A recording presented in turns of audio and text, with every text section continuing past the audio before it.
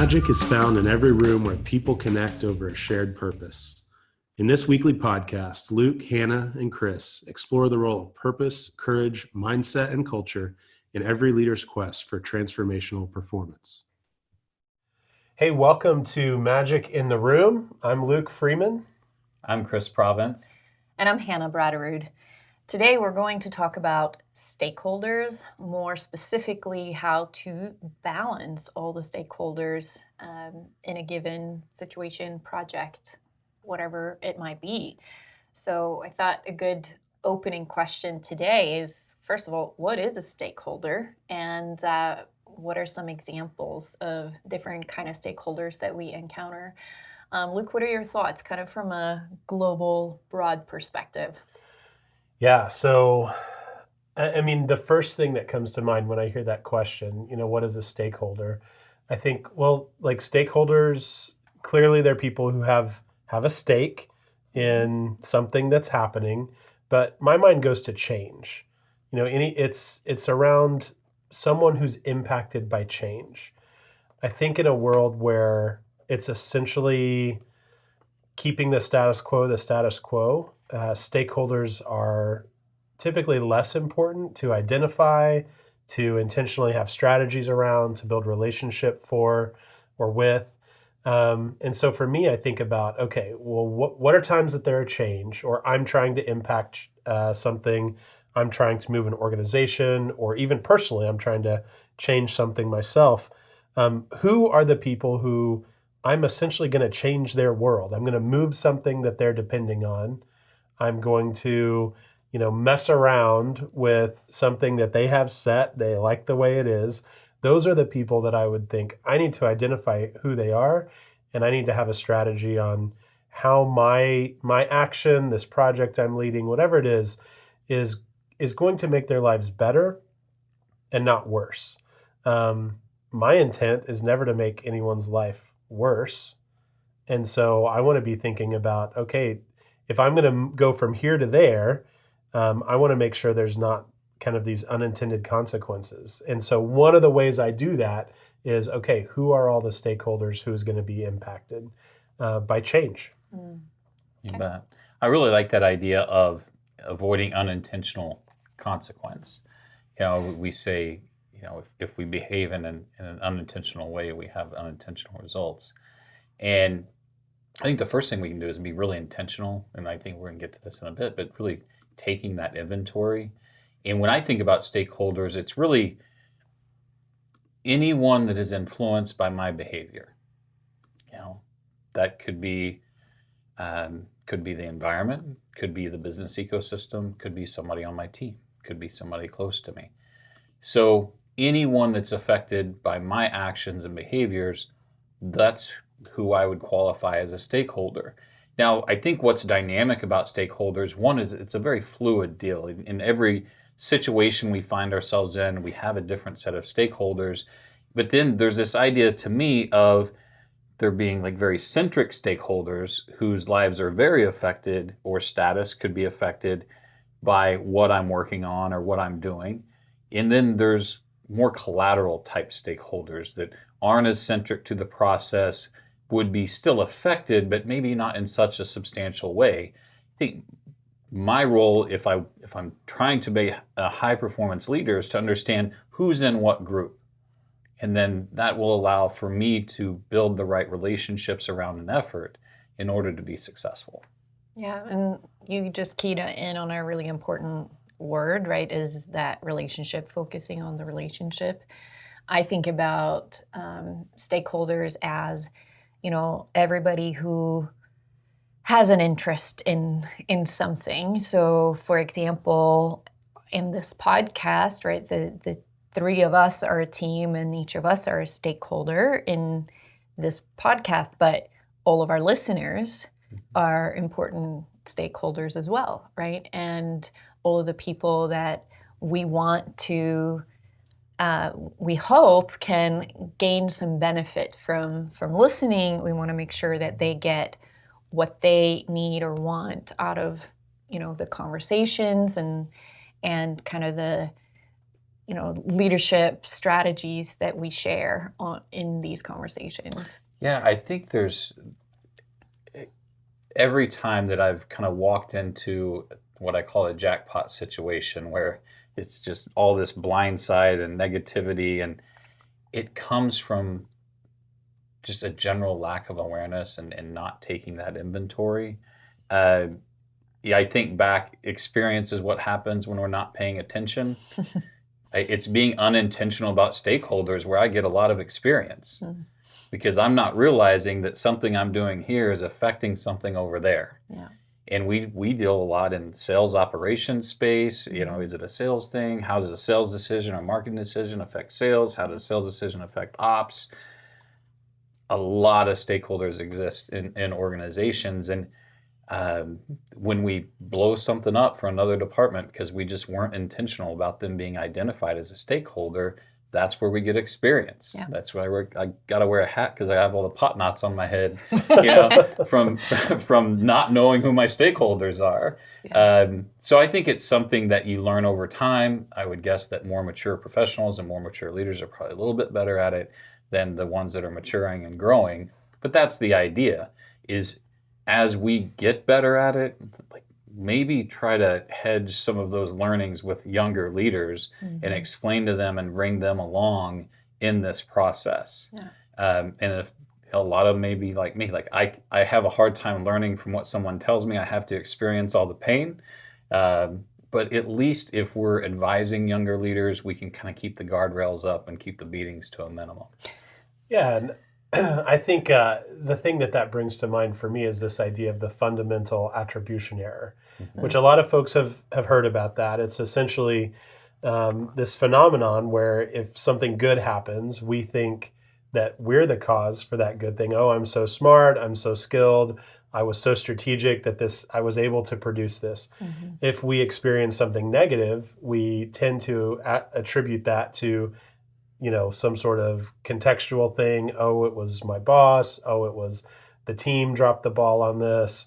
Oh, the weather was bad that day, whatever it was, And I think if you apply that idea of fundamental attribution error to change, oftentimes we assume that what we want is good and that the direction we want to go is the direction to go and that it should be clear and obvious to everyone around us. And so we make these assumptions that, everyone else is going to see things from the same lens that we see it. They're going to bring the same values to it, right? But what we find is that fundamental attribution error of if an idea is good or not, like when you say learning, like when we come back and it bites us, it's because we made that assumption and we didn't really put on the hat of the person over in that other business unit. Right. That touches the same process that we just changed. Yeah. We didn't really think about downstream consequences. Or if we thought about it, we thought, well, they can deal with it because clearly like the outcomes are going to be so much better for me or for the entire organization that they'll be super excited about this too, even though they'll have to learn something new. Yeah. And after a while, like we learn, we should not be making that error. Yeah.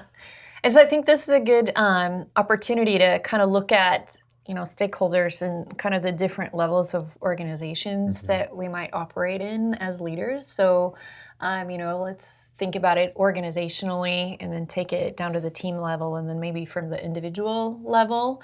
And Luke, you kind of mentioned some key phrases there, that really impact an organization. So talk to us about how do you manage and balance stakeholders within a large organization? Yeah, so in a larger context, an organizational context, or even a community context, you have to think about everyone who interacts with your brand, with your organization, with your product as a stakeholder. And this is where a lot of folks get in trouble because the balance of power between stakeholders is constantly changing. And I think we see, even statements that have come out from the Business Roundtable recently around devaluing kind of this primary, importance of value to shareholders and saying, hey, there are other stakeholders around, your community that your employees come from, end users, people in countries that supply raw materials that might experience some sort of consequence or interaction with your brand, that these are stakeholders that have to really be weighed in your calculation on decisions. Now, in the past, maybe the consequences of decisions for those stakeholders were either so far removed geographically or even in time. Maybe they show up a decade after your decision is made. Well, where we've progressed to right now, it's 2020, right? Things are so close, even if they're far apart geographically, even if they're far apart in time. We have the information now. We have global connectivity that we can see trends much sooner, and the consequences for devaluing certain stakeholders come home to roost a little faster.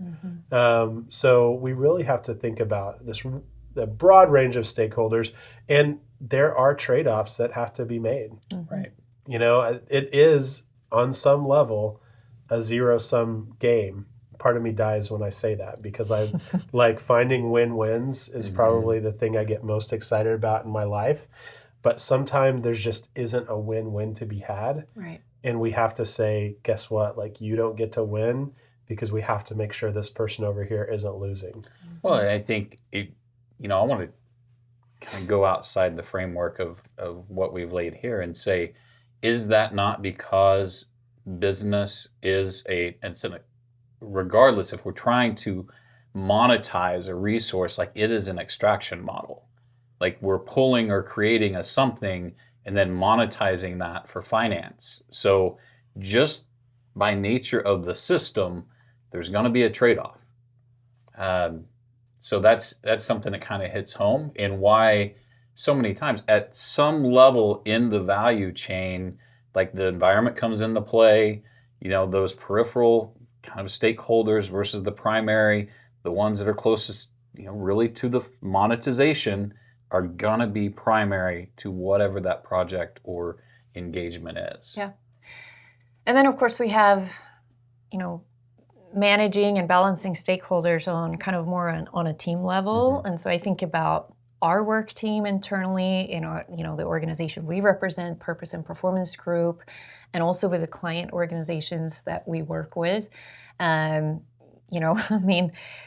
We get a lot of bumps and bruises when we don't realize who the stakeholders are or who actually really cares about some aspect of either the project or the team dynamic or whatever it is that we're creating, right? So when we work together on, I like to think of this, term coalition, forming a coalition. So, making sure that if we are going to implement a larger project with a client, for example, that we get the right team members on board that have not just the people that are in there doing the work, but the people that can help to inform from a strategic level, help to educate or observe, or even just provide sort of,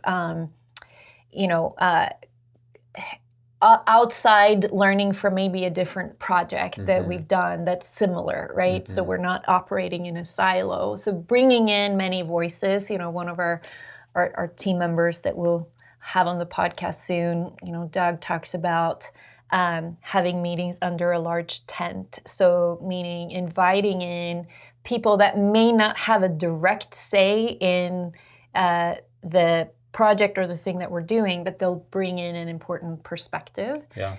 And so, that's something that I love to do, is just sort of bringing in different perspectives, different ideas, opening it up for collaboration outside of just like the very narrow scope of what it is we're trying to achieve. Like that action team versus and I think that's an important point. And we'll talk about syndicates later, but I think that idea of coalition, it's what is the army creating the charge? And then, I think as we get into talking about syndicates, that's more about who's that tight group, who's that work team, who's the ones initiating. So it's the syndicated effort of the work team, but it lies under that big tent, this coalition of people that believe in whatever it is we're trying to move forward. But those are interesting points about team dynamics and what team stakeholders can look like. Yeah, and then I think it's so important in all of these levels, but in a team dynamic to really focus on the relationship, not just the professional relationship, and getting to know each other on a more personal level is huge for team dynamic, right? And so in order to really understand the perspectives, the emotional stake that someone might have in a particular project or a particular output, and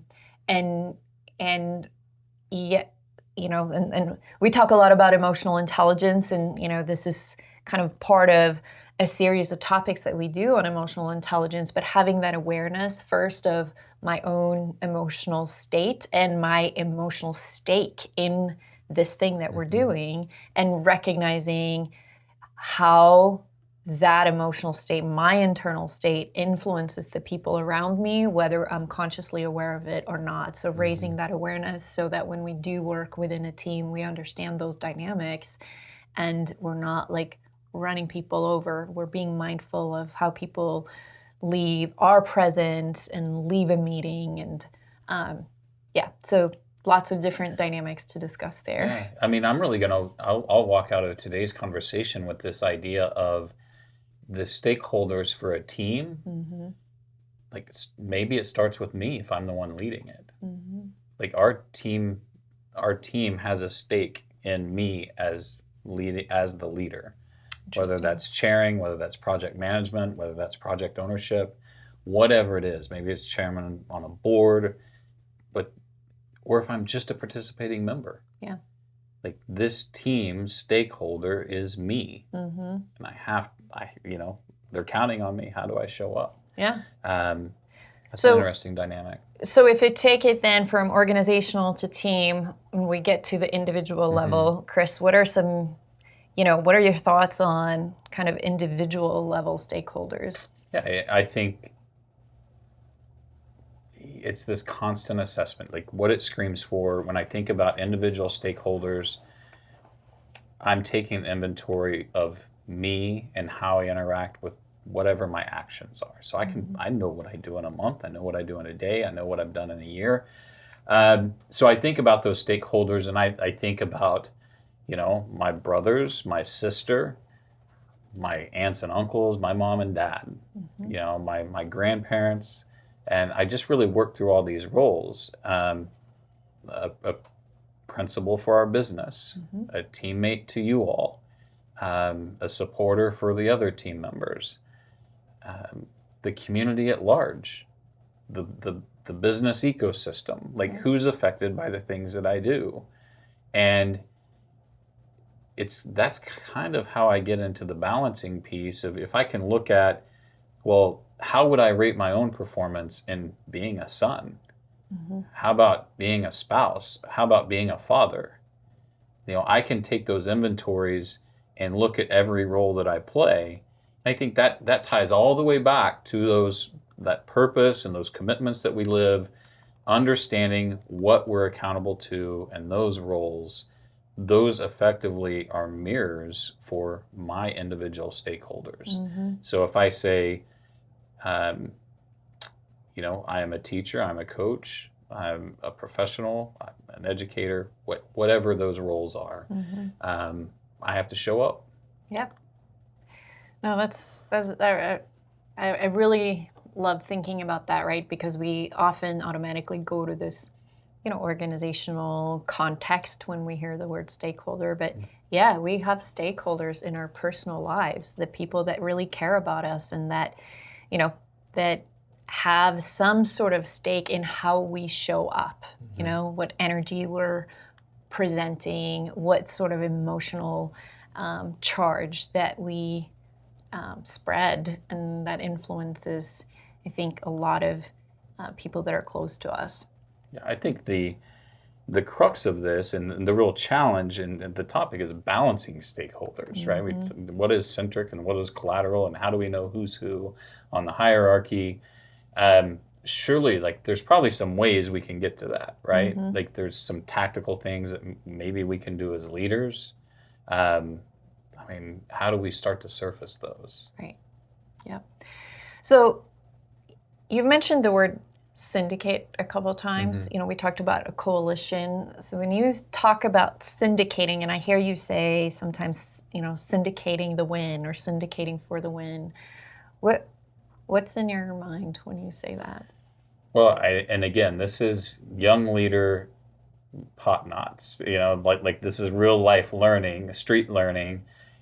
Like, if you are out there going at it alone, it's easy to tell one person no, and it's very tough to survive in an organization when you're the only one on the arena floor. Like, when you're the only one out there fighting, everyone else is sitting in the stands. That's what it feels like. Right. You know, so what I'm trying to do is I'm trying to pull as many people onto that arena floor with me to help me fight the fights. So if there's a need for change, if there's a need for disruption, then I need to be able to tell a story that identifies the need for this change or disruption. Yeah. And I need to compel people to come with me down to that arena floor and fight. Because all the people in the stands, they're not waging the same battle. Like, the people that are on the floor believe in this one thing. And I want to have as many people down there with me as I can. And if as many stakeholders as I can identify from the front, get them on board, and then make certain that they're part of celebrating the win. And if I'm the kind of leader that's that, look what I did, like, where's my medal, and I'm always 100 yards in front of everyone else on the team, like, that's not leadership. Like, I don't have words to describe what that is, but we run into that leader all the time where they're 100 yards in front of everybody else in the organization, and it just isn't good. You know, like, I don't know how else to say it, but I want to syndicate a team that believes in whatever cause we're trying to move forward. I want to work together. I want to understand, like, that work team and that tight syndicate, I have to understand their position. I have to go into their seat. I have to understand where they are. And if I'm in marketing, I have to understand operations and, like, what we're doing, what it means to them. And if it's nothing, great. Like, they're still informed. But I want to talk to the facilities personnel. I want to talk to shipping and receiving. I want to talk to everyone that's possibly impacted by what I'm about to do and build a syndicate and eventually boil that down to that work team. Yeah. Like, what is that cross-functional team? And that's really the coalition I see is everyone under the tent. The syndicate I see is that cross-functional team that's, like, really driving the things and getting the work done. And I want to syndicate and point that effort and all the recognition and the win.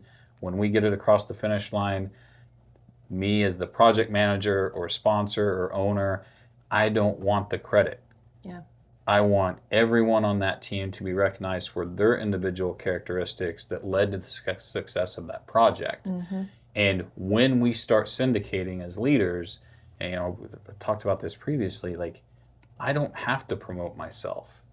Yeah. Like we work in very adult places. Like, these are organizations with smart leaders. Like, they know who's on the team. We do not need to self-promote. If we're out there recognizing other people for their effort and their character, that light will reflect off them and bounce to us, and we'll be exactly where we need to be. Yeah. So as I've been listening, you know, this quote by Theodore Roosevelt, the Man in the Arena speech, keeps coming to mind, which was, you know, brought back in Brene Brown's recent book, Dare to Lead, where she talks about, you know, so the quote is, "It's not the critic who counts, not the man who points out how the strong man stumbles, or where the doer of deeds could have done them better. The credit belongs to the man who's actually in the arena." And then it goes on, but it's like the credit belongs to the people who do the work. And I think that's one of the also big takeaways from, tactic to balancing and managing stakeholders is this recognition piece. And Luke, as we start wrapping up, I'd love to hear your thoughts on, recognition and its role in balancing stakeholders. Yeah, I mean, so much of this, I think, is being able to take a wider view than whatever you naturally bring into the situation, and having the discipline and being intentional enough to think about, okay, it's not just Luke sitting here at this table recording, wanting something good out of this episode or today or whatever. It's also Hannah. What did Hannah bring into the room? What did Chris bring into the room? What is it that makes this a win for them? And if we can have that discipline to do that on our projects, on even just a meeting, right? Then we are opened or presented with ideas or with opportunities to recognize people for what they do to move the entire group forward. Yeah. And we could do a whole episode on power, and maybe we should, but I think a lot of what we're talking about, Chris, with your example of the leader who runs out 100 yards in front of everyone else, and is always the first one to say, look at what I accomplished, and Hannah, you saying, like, how do we remember to recognize people? I think it's like, what's our relationship with power? Is our relationship with power that we want to gain as much of it as we can so we can make change happen and make our agenda happen? Or is our relationship with power one that we're a conduit for power and we use it to empower and shine the light on other people? And I guess what I've seen is that most of the time when we take that conduit role and we really do empower the other people and say, okay, well, I came into this meeting wanting to talk about XYZ. Chris came in wanting to talk about ABC. Like, if I can take my platform and give it to him a little bit, and we can talk about, most of what I wanted to talk about, but also some of what he wanted to talk about, like, that's a good use of power. And it's going to generate more energy and more power over the long run. Yeah. And I think the people that just want to claim it for themselves and push their agenda through and leave dead bodies in their wake, it works sometimes. Yeah. Right? I mean, that's why people do it. It works from time to time. Yeah. I'm personally not interested in leading that way or giving a ton of my energy to organizations or teams or leaders that operate that way. Yeah, I mean, there are a number of organizations where that is rewarded, right? Like, that's kind of how you get trained in. That's what it maximizes the extraction model, right? Like, get the agendas done, get the products built, leave the wake of destruction, doesn't matter anyway. Everybody's getting paid well to suffer. Yeah. So, like, and I'm not here to say that model's wrong. I'm just here to say, like, maybe that it's not really a model I want to participate in. Right. Like, that doesn't fit my style of leadership. But there's some truths here that, one, I want to call out. We have a pretty good spot, a post on the website about it's not about me or you. So I think that's a reference that can go kind of with this line of thinking. But just keeping in mind, like, it's not about me. I mean, I was that leader that drove my products home and left the wake of destruction. I hit the budget. It was on time. What's the problem? Products making money. But it was only like realizing, man, it's not about me. It's not about me hitting my agenda and those products hitting that budget. It's about how do I get a team to do that together without all the suffering. So getting that idea of, when I realize it's not about me, that opens my eyes to those stakeholders. And also just like being real. Making money is part of a career and everybody likes it. Like, having money is better than not having money, right? So if we look at people as an avenue to help us make money, it's never going to work. The people that we're supporting will remember us for how much money we help them make. Right. They're never in it for how much money they help us make. Yeah. Okay, so like, go help people make money. Make them look good. Get them up the ladder. And that's what you're going to be remembered for as a leader is, that guy gave me a shot. I was on this project, and because of that, I got to move up. Like, that's some transactional stuff that like everyone can take home and say, how do I go out tomorrow and put somebody else in a position to make more money? Yeah. Yeah, maybe this takes us back a little bit to the beginning and full circle here, but the folks that say to their teams, our job is to create shareholder value, like somehow they started thinking that was a great message to share. But I'm just telling you, if that's the message you share with people, like no one on your team cares. Yeah. Yeah. And like, let that be an outcome. Let that be a lag measure, right? The lead measure is how valued do all of those people feel? And do they feel like they're doing something meaningful? And when we talk about balancing stakeholders, I think that's the balance, Yeah. right? In a lot of ways. How do I balance and help my team feel like they are winning and doing the most meaningful work of their lives? And if I can do that and prioritize that, like the other side of the balance, you know, will happen. Yeah. Like value will be created. And if we could just have the faith that we don't have to beat people over the head with like, well, that's really what we're doing. So you better work hard so we can get those shareholders like their extra 2 cents a share. Yeah. You know, if we could move forward without having to resort to that, I think we would see the outcomes be much greater. Yeah. And more shareholders be satisfied Yeah. in the long run. Yeah, I would say like shareholder value is the last measurement. If you do a ton of other stuff right, you get shareholder value. But when you speak specifically to it, and then it becomes so tactical that you can get some really bad behaviors to achieve it. Yeah. So I love the idea of shareholder value, have that target, but understand it is a lag measure. Yep. This is the target we should hit if we do all these other things right. One of the things, like, you can't look at a number and change it. Right. I can't go say, hey, I know you just have $100 worth of goods in your basket, but can you put 120 in there? Like, no, you got to market the things correctly. You got to merchandise whatever it is. You got to position the product or the service. You got to do everything else right. Yeah. And then that will naturally increase as a lag instead of trying to make it a lead. It just, bad stuff, man. Yeah. Held invoices, small firms not getting paid, small firms then having to lay people off. And it just starts rolling downhill. Yeah. Wow, so many great takeaways, I think, from this conversation. Just this whole focus on relationship.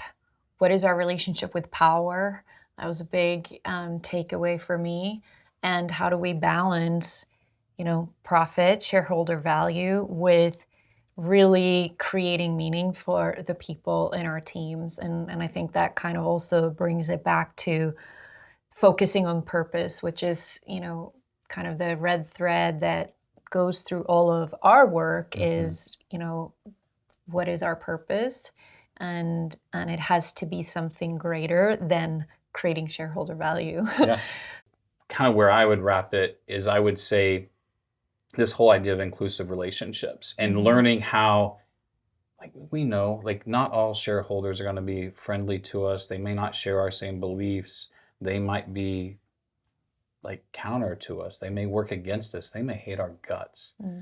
But until we learn how to have an inclusive relationship with those people and have the right emotion in us to engage them in a meaningful way, we will continue to struggle with projects. Yeah. And my final wrapping thought is going back to his attribution error. One thing I know that's never in error, if business is going good, it's always great operations. If it's going bad, it's always bad marketing. So the sooner we accept that truth, the better off we're all going to be. My final thought on this is where balancing stakeholders moves from a nice, pretty easy thing to say to something that really is an art and a practice and hard is when we start to consider how different of a perspective can I or should I consider? If I can get to where the person in the room that rubs me the wrong way, I can still value what a win for them looks like and include them into our syndicate, right? Pull them into that tent and say, here's the story that helps both of us win. That takes skill and that takes work. And that's a lifelong challenge. And then the really hard thing is when do I, if I'm trying to do that and I'm building that skill and I'm trying to be really inclusive of different perspectives, when do I say, you don't get to be a part of this. I hear what you're saying. I hear what you want. That doesn't fit with where we're going and what we're doing. Yeah. Right. I'm going to unbalance you as a stakeholder. I'm going to push you off the teeter-totter, Right. right, and balance everyone else because I don't think it's a fit or our values don't align or whatever it is. Like, that's where this practice, I think, knowing where those lines are or when to lean one way or the other can get really challenging. Yeah. Agreed. So, I think that's a good place to wrap. I would love to just encourage all of you who are listening to check out our website, purposeandperformancegroup.com. That is the company that's behind this podcast, and we have a series of blog posts. If you go to the learning section of our website, that is specifically talking about more in depth on this topic and other EQ discoveries. So unlocking emotional intelligence, and you can learn more on purposeandperformancegroup.com. Thanks, everybody, for listening. Thanks, Hannah, for hosting, and Chris for being a part of the conversation. You bet. Thank you, guys. If you like what you heard today, drop us down, give us a like and a subscribe, and you'll get notified every time we cut a new episode or there's a new release. Also, if you don't mind doing the same thing on Spotify, iTunes, or whatever podcast platform you use, that would be greatly appreciated. If you didn't like what you heard, we'll promise to do better next time. Let's win the day.